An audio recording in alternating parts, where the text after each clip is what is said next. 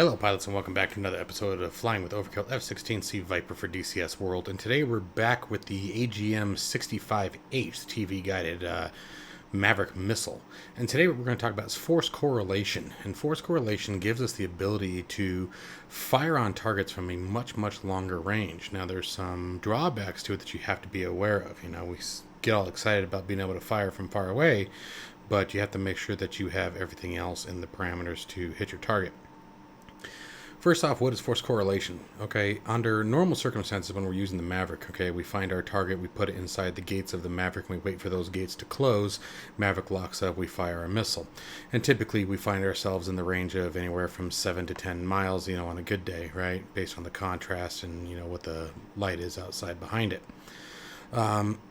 What force correlation does is locks the Maverick on a point in space. In this case, obviously that point in space is going to be on the ground. Okay. Alright, sorry about that, guys. If you listened carefully to about 3 seconds ago, you would hear my 5-year-old screeching like, you know, someone in a Freddy Krueger movie. So, I had to go deal with that. Anyways, so the thing about force correlation is, you know, obviously, yes, you get the longer range, okay? It's a lot easier to lock up on a target as you're simply locking a point in space. The drawback is A, it's not quite as precise, okay? And we may see evidence of that. We'll see how we do today. Okay, you can find yourself thinking that you're right on the target where the missile may drop right behind it or right in front of it or something to that effect.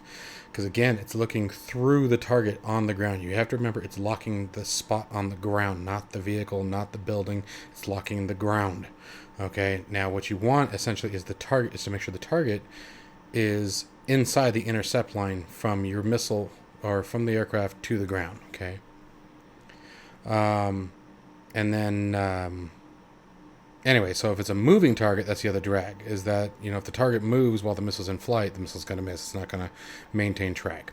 But anyway, let's see how this all works in action. So we're going to go into air-to-ground mode, just like before. We're going to go fire up our TGP. We're going to be using it today. Then we're going to come over here. You can power on the Maverick. We're going to find our blank space here and go to Weapon. Okay, and now we just have to wait for a timeout. Now we're in active pause, so what I'm going to do is go ahead and speed time up until we get our Maverick up.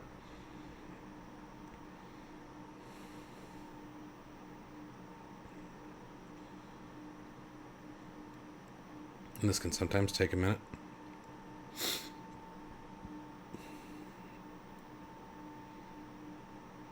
Goodness, shouldn't take that long.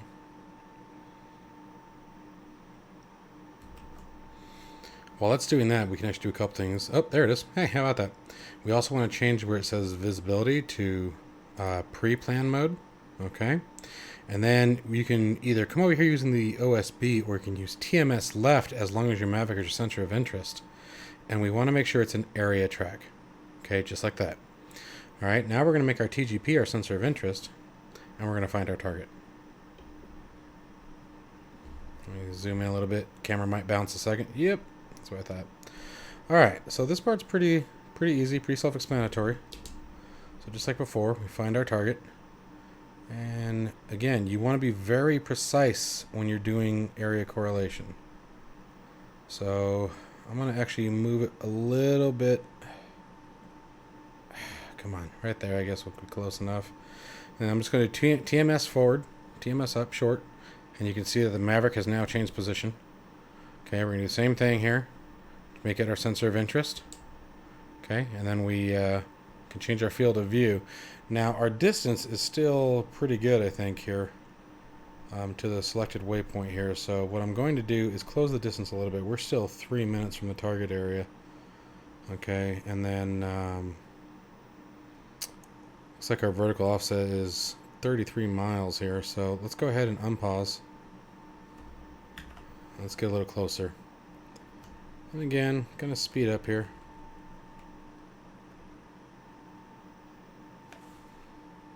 And we'll wait till at least get the target range up here. Alright, so you can see here, we're at 19 miles, okay? And we're up at just about 18,000 feet, a little shy. So all I can do here now, alright, as long as we're in that area mode, as you see there, is I'm gonna go TMS up short again. The gate's closed.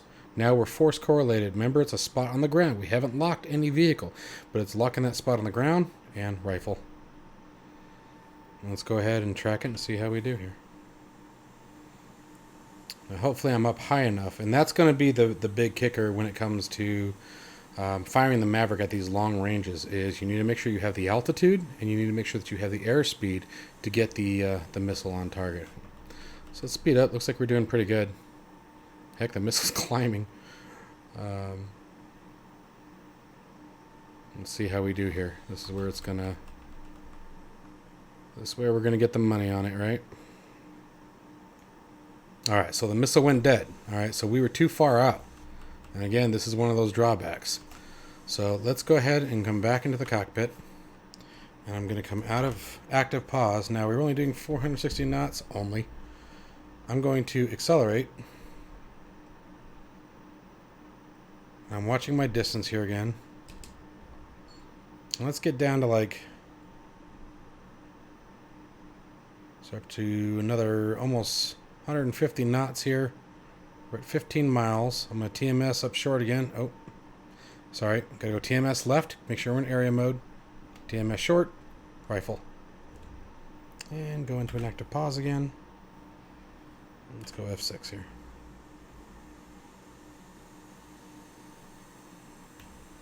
Let's speed it up and see if we made it.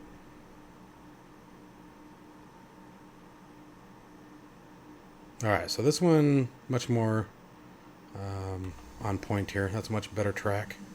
So this one's going to hit. Let's see if we get the target. Alright, so that's exactly what I was talking about right there. So that spot, even though we had our TGP on the target, what the Maverick is essentially doing is drawing a line through the target to the point in space, right? To the that point on the ground. And that's why we got it right there, okay? So this is another one of those things. You're going to be very likely to run into this situation on shallow angle shots, right? Where the TGP is, you know, the angle from the aircraft camera down to your point of lock is a shallow angle, all right? So the more steeper the angle, the better it's going to be. So let's try this again at a much higher altitude and see how that turns out. All right, so we're back in the cockpit, so let's set up again. Gonna have to run through this again real quick. Okay.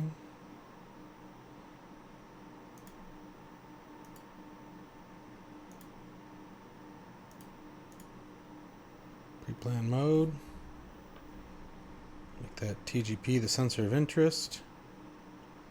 Zoom it in.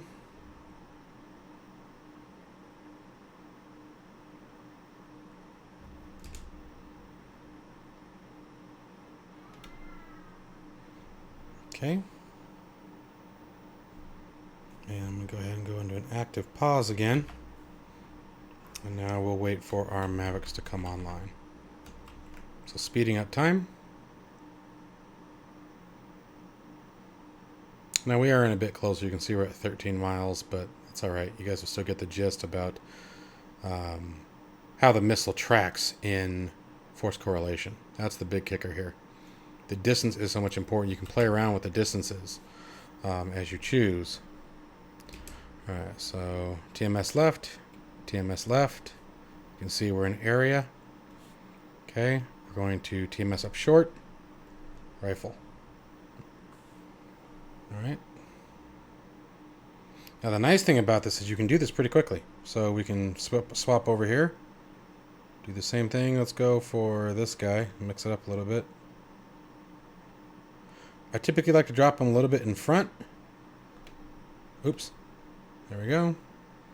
Okay, and again, make sure we're set on area. Up short, rifle. Alright, let's see how we're doing here. So this should be the first missile. We were up at 30,000 feet, by the way. So that gives us a much steeper down angle on that camera. And therefore less pass-through to draw that line to the target. I think that one's going to be a shack. That's right on target. Let's see how the other one does.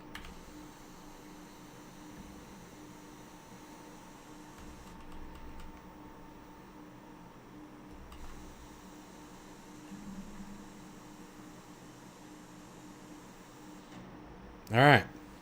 So hopefully you guys see the relationship between a shallow target track versus when you're up higher altitude. The further up on the altitude we are, the more the camera has to look downward to get to its target. When we're more shallow on the altitude, we're drawing more of a straight line out to the target, right? You want that line to be very vertical. That way, because remember, again, I can't stress this enough, it's tracking the ground. It is not tracking the vehicle or the target or the building or whatever. If that vehicle or target happens to be in the way of the missile getting to that point in the ground, then the vehicle gets hit. That's exactly what happened to both of these. Okay, the missile was actually locked on the ground, on a spot on the ground, and that vehicle happened to be in the way, so therefore detonation, right?